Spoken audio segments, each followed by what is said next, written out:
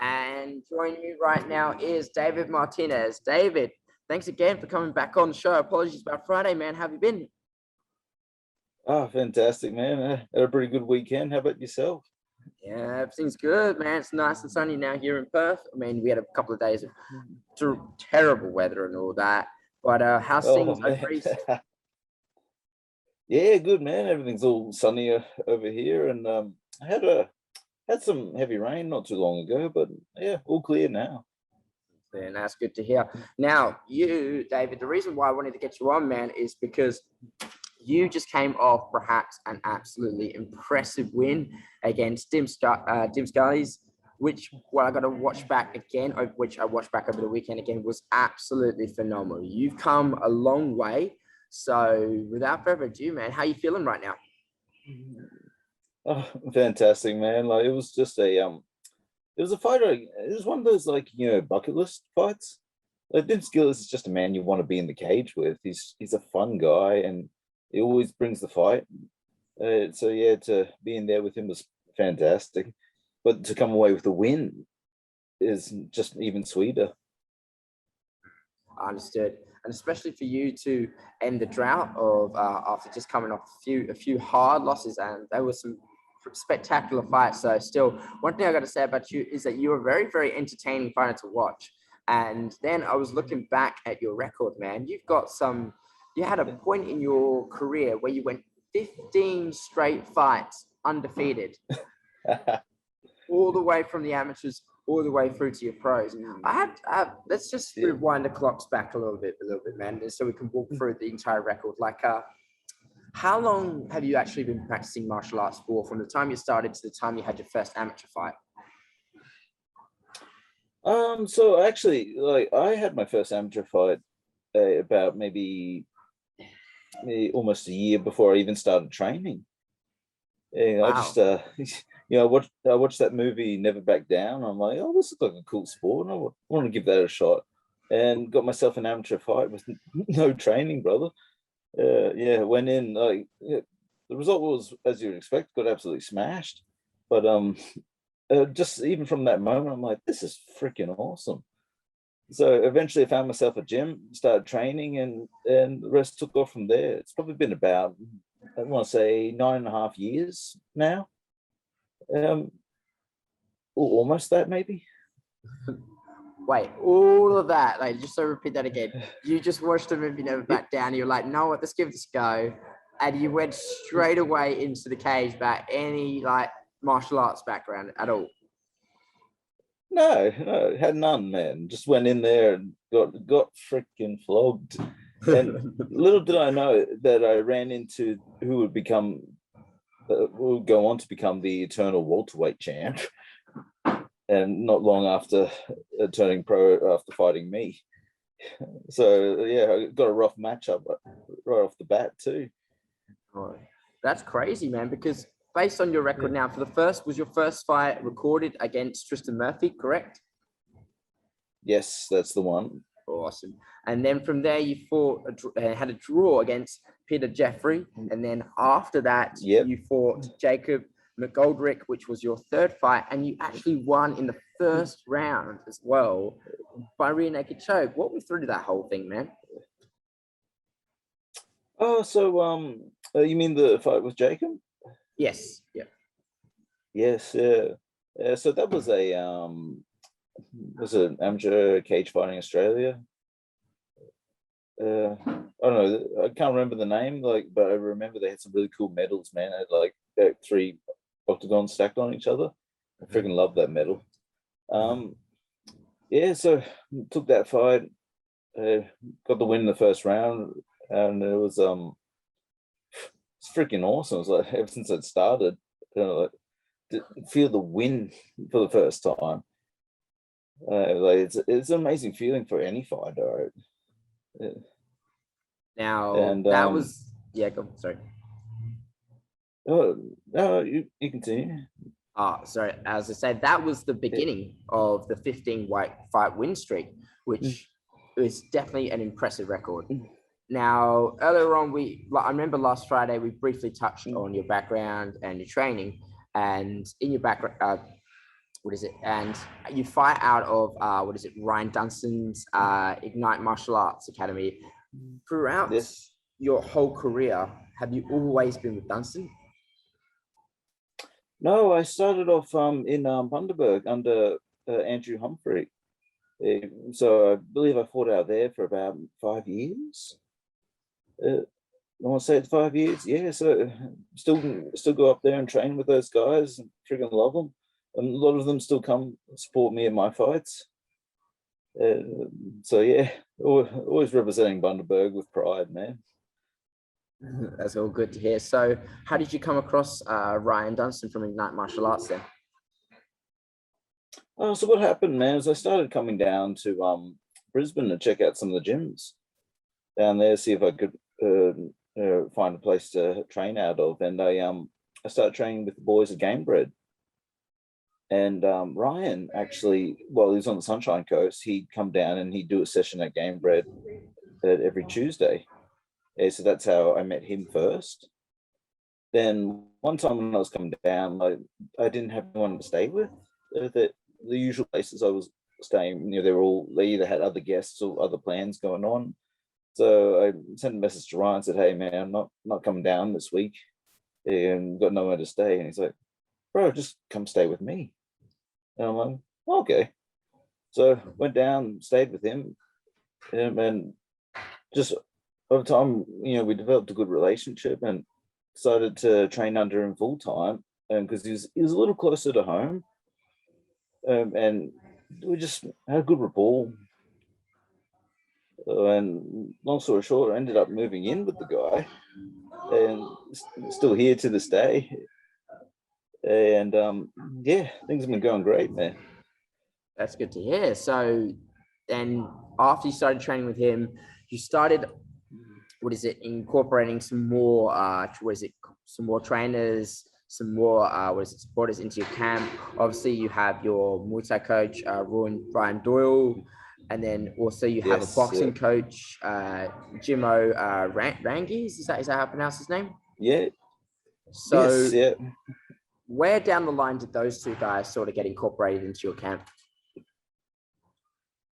Yeah, well, it's only been just recent for the both of them. Jimmo at first, and then later on when John Martin Fraser joined up to get some wrestling with us at Ignite, that's when I met Ryan Doyle. And went up to his place in Maroochydore to do some pad work with him, and I'm like, damn, I can definitely pick some things up here.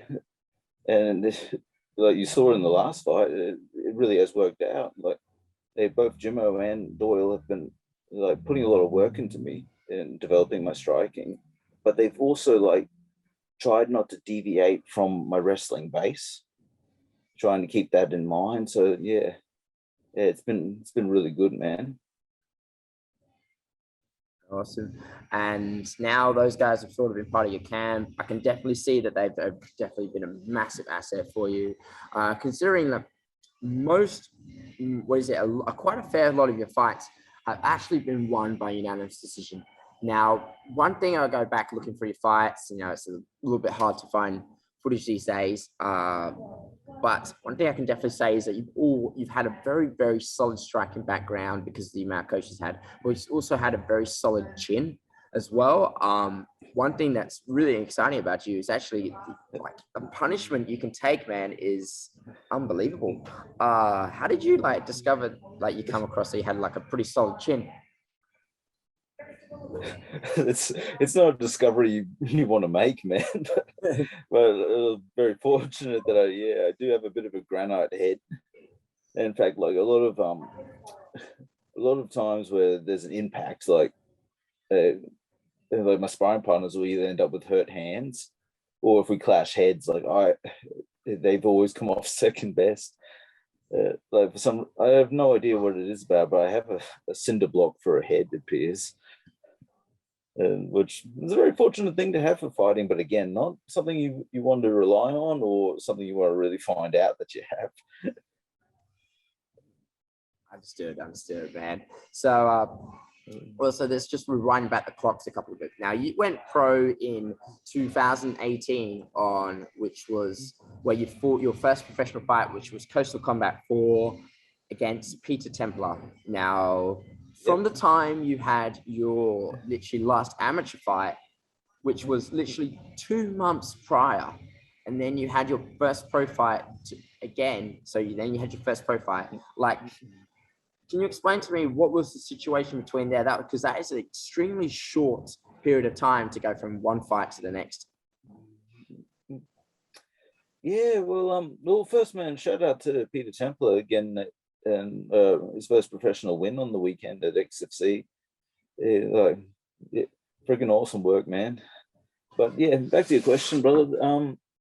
So the short distance between the fights, well, there was a period, like, I think, so that fight, my first six or seven pro fights, like, all took place within, like, almost under a year. I don't know, I enjoyed keeping myself active, and as soon as one fight's finished, I'm like, right, on to the next. I don't know if that's necessarily the best approach, but I was having a lot of fun with it. So I found it kept me motivated, kept the engine turning. Yeah, well, that definitely did certainly pay off, because looking at those fights, they came in the space of pretty much just over a year in 2019. I mean, we got 2018 in September, 2018 November, 2019 February, then March, then roughly around June, September, November, and December.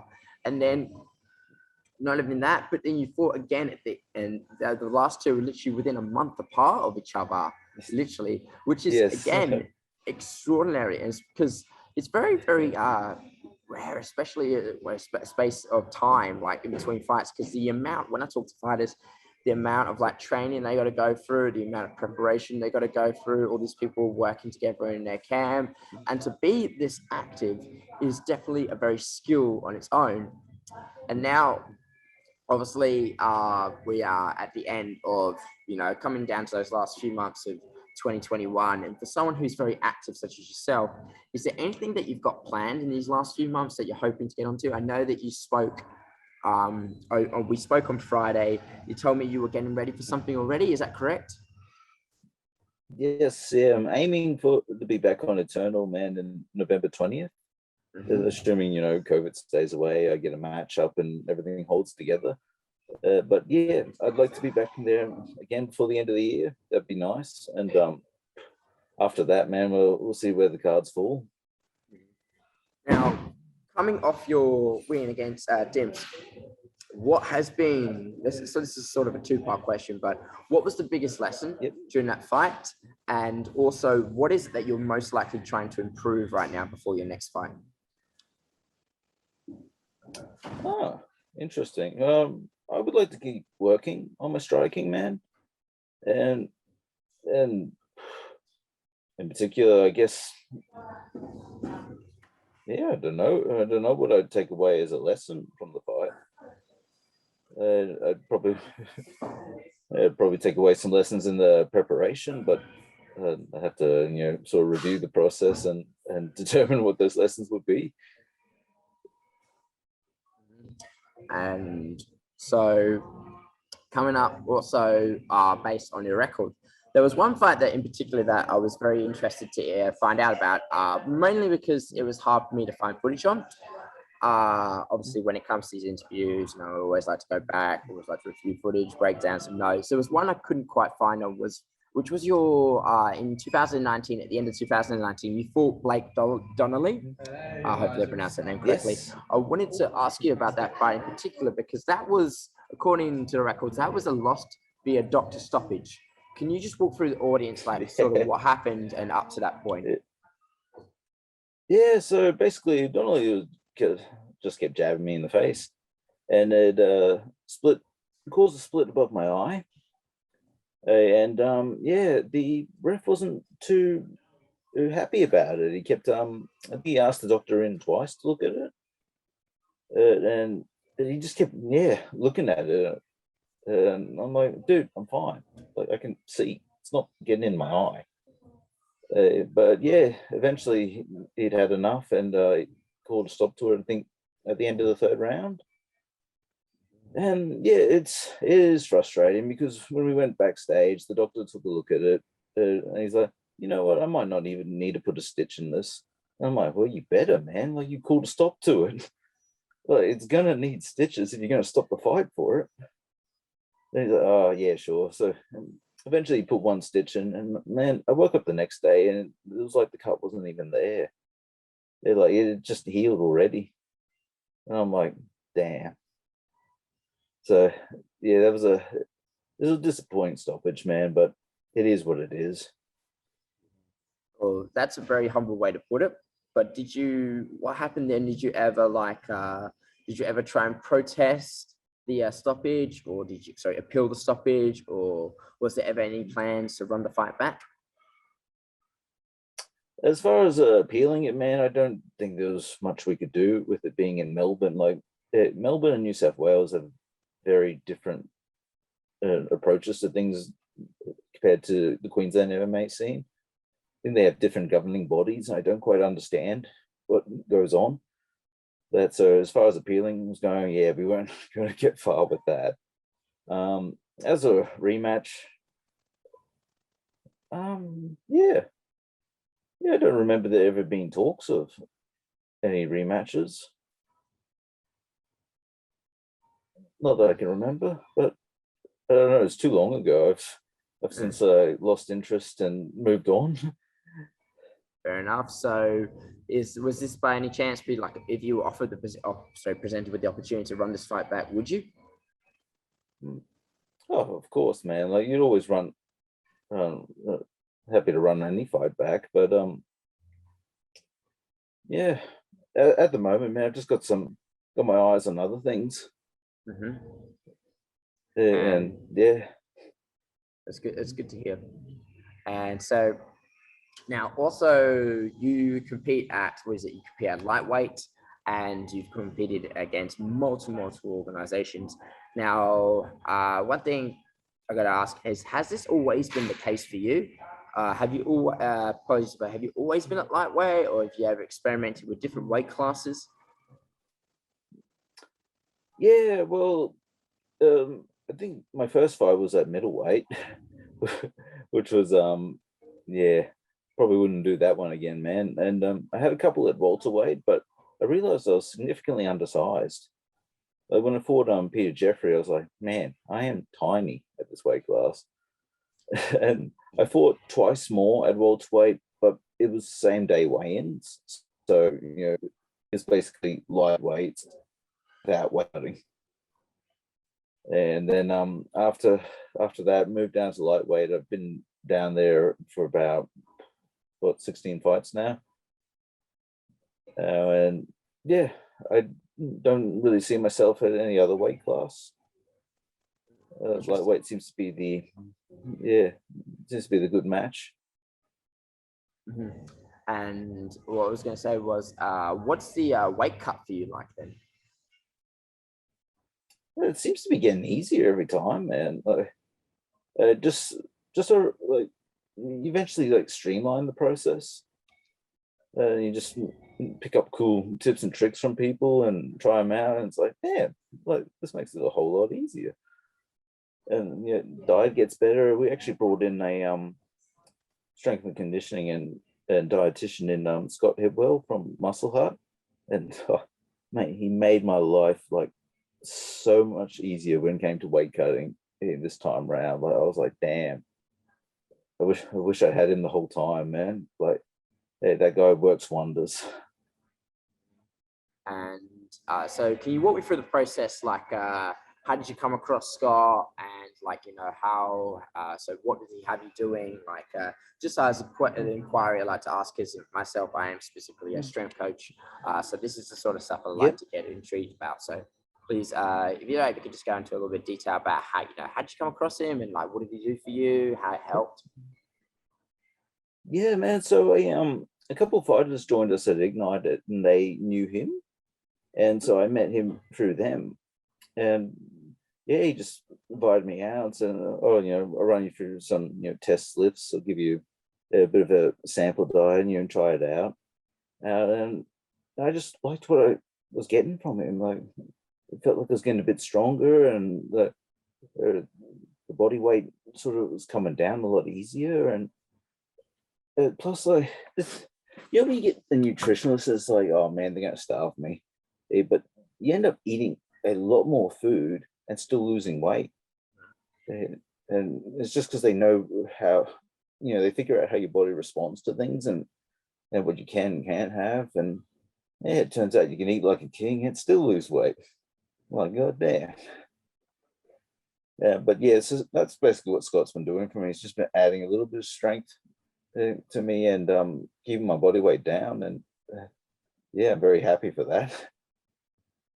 That's good to hear, man. So, like, because of having your nutrition, having a strength coach as well incorporated, like, obviously now you're working with multiple coaches, you're working, in a couple of gyms. Can you sort of like run me through like a typical like training week for yourself?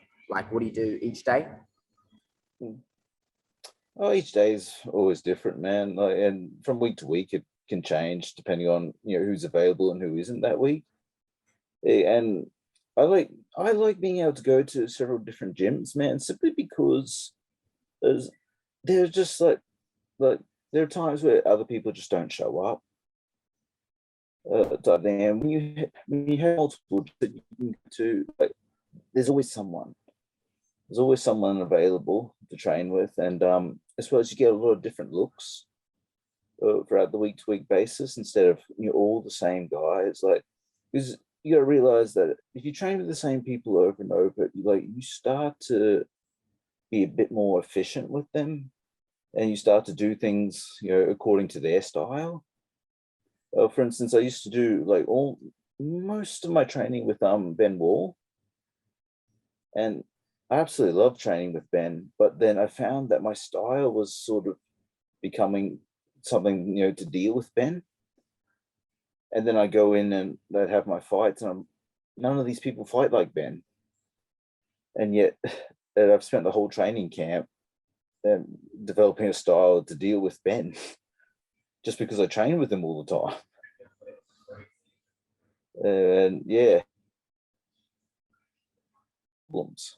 And if you start training with like multiple people, you try to find ways to get your style to work against theirs instead of like just molding to one person who you're not even going to be fighting.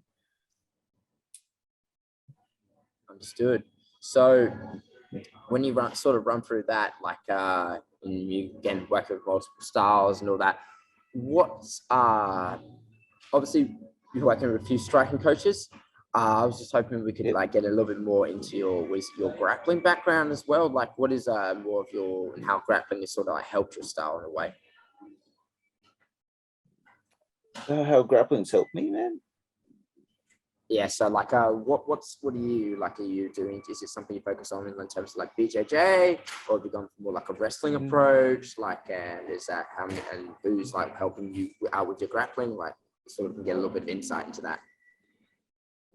Yeah, well, I was very lucky, man, because when I met my first coach, Andrew Humphrey, up in Bundy, he was really interested in blending jiu-jitsu with wrestling. And that was just like that was a very powerful combination that I found. And I was very fortunate to get my start with him. And then when I met Ryan, Ryan was also very big on the wrestling and jiu-jitsu being merged. And again, just got lucky with who I met. So I've always had it's a jiu-jitsu style, but with a wrestling emphasis. And it's just, I don't know, it's been a really good combination. And then if I can add the striking of Doyle and Jimmo on top of that, like, yeah, it starts to turn into a well-oiled machine, bro. Fair enough. I mean, that makes complete sense because you've got 2 wins back to back in 2019, which you both won by rear naked choke. One in the 3rd round against Mike Wilkinson, and then also one in the 1st round against Brenton Mumford, which was again 2 months. 2 months back to back as well, which is definitely both very, very impressive wins. Now, in that time when you were sort of like competing and all that, we also had, what is it, COVID come around in 2020 as we had last year. Now, obviously, it was a pretty rough time for everyone. Obviously, it was for yourself, such as. So one thing I always like to ask every fighter, because every fighter that I've actually spoken to, they've always found a way to adapt to this unprecedented time that we have right now. Of course, we've still got COVID going on right now, especially for yourself over East. I'm not really following the news, but I'm hearing that it's going down. It's getting a little bit better. There's a little bit of hope. Now we've got the vaccinations Yeah. rolling through. But I was just sort of hoping you could give me a little bit of insight. What did you do through amongst the whole pandemic to stay in shape, stay in the right mindset? Yeah, well, man, COVID was it was a very tricky thing because again, like, especially when you're preparing for a fight, and then COVID rolls in and they have to, reschedule, shift the dates, like, as well as possible opponent changes. And as a fighter, you do struggle to keep the motivation up because you're used to having that fight date is the light at the end of the tunnel. It's what gives meaning to all this like real repetitive and hard training. But to have it like just suddenly shifts or the opponent change all the time, and like, yeah, you do, as well as then they bring in restrictions and all of a sudden you're not allowed to like spar or hit pads with each other. You got to show up at the gym and stay 1.5 meters apart, even though we can shake hands and say hi. Yeah, it becomes tricky, but you do have, but you find ways around it, like that you get creative and I don't want to mention anything, but like sometimes you break the rules, and don't be telling anyone that. Everyone's socially distancing here. We've got masks. Don't worry about that. Anyway, yeah. So you just find ways around it, man, and people are always willing to help you. Your training partners, your coaches, like they all want to get behind you, and they want the best for you. So as a team, like you figure it out, man. That's good to hear. Well, because it sounds like you've got a really phenomenal team behind you. The hard work's always paid off and all that. And I just wanted to ask, man, like, what's the situation for you like right now over East? Like, I'm sure there's still restrictions in place, but sort of you can walk the audience through what's going on. At the moment, man, like our restrictions are pretty light up on the coast. Like I think still got to wear masks inside. Like, still got to check into places and all that. But other than that, it's pretty easy, pretty chill up here. I don't know what it's like in Brisbane though. If there's a bit more, if the restrictions are a bit more heavier down there, but it's pretty chill up here. And yeah, hopefully it stays that way.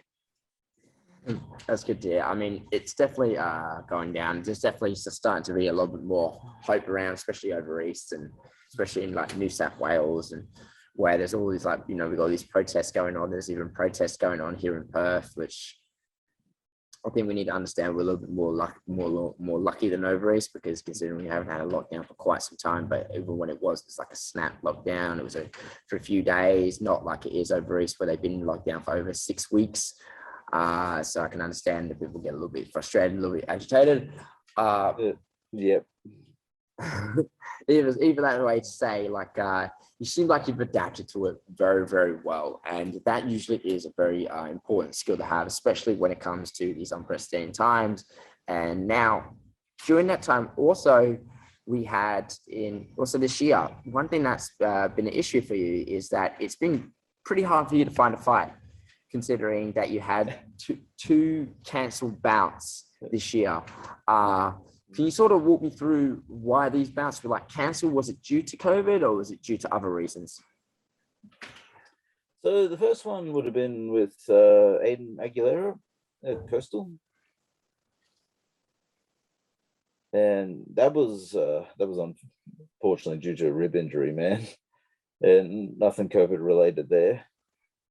The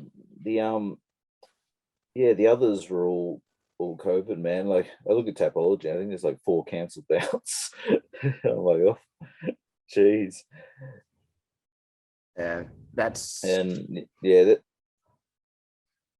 and what about the other one against Taylor Kelly? Is that how I pronounce his name? yes, yeah, that was COVID, man. That was uh,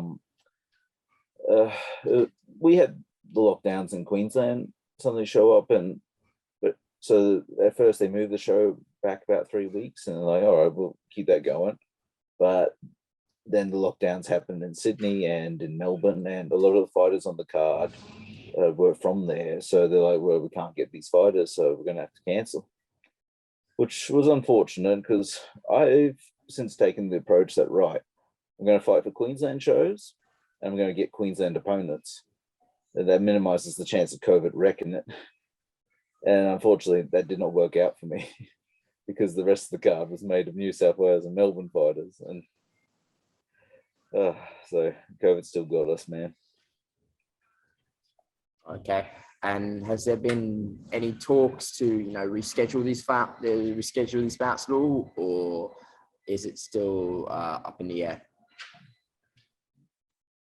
Well, everything's kind of up in the air at the moment, man. Like, again, I'm more focused on Queensland-based opponents for now.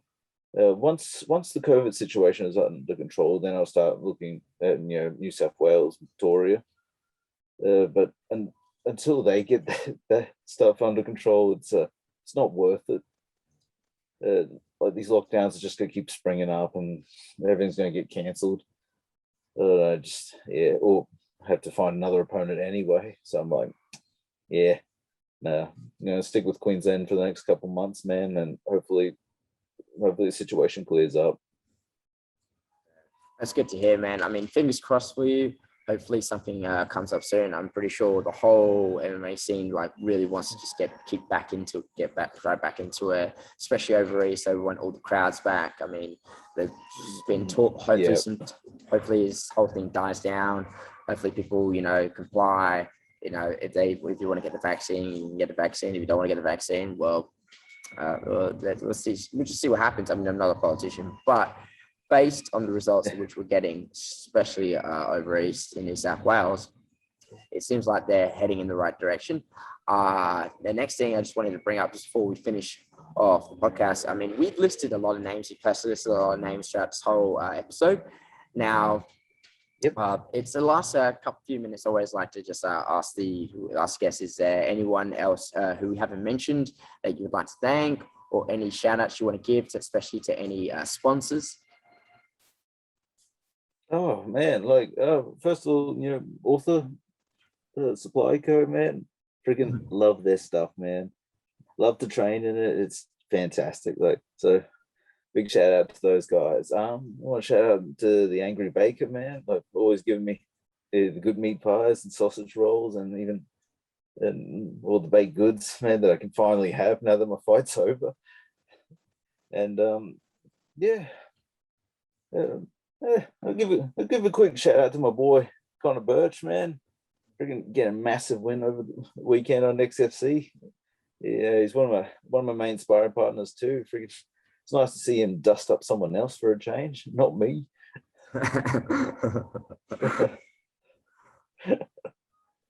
Yeah, and just everyone else, man, who's just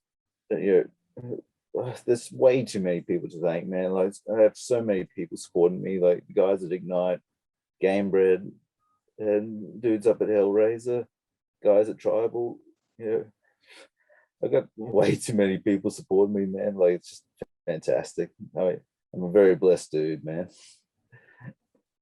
That's good to hear, man. And honestly, man, I just want to say all the best.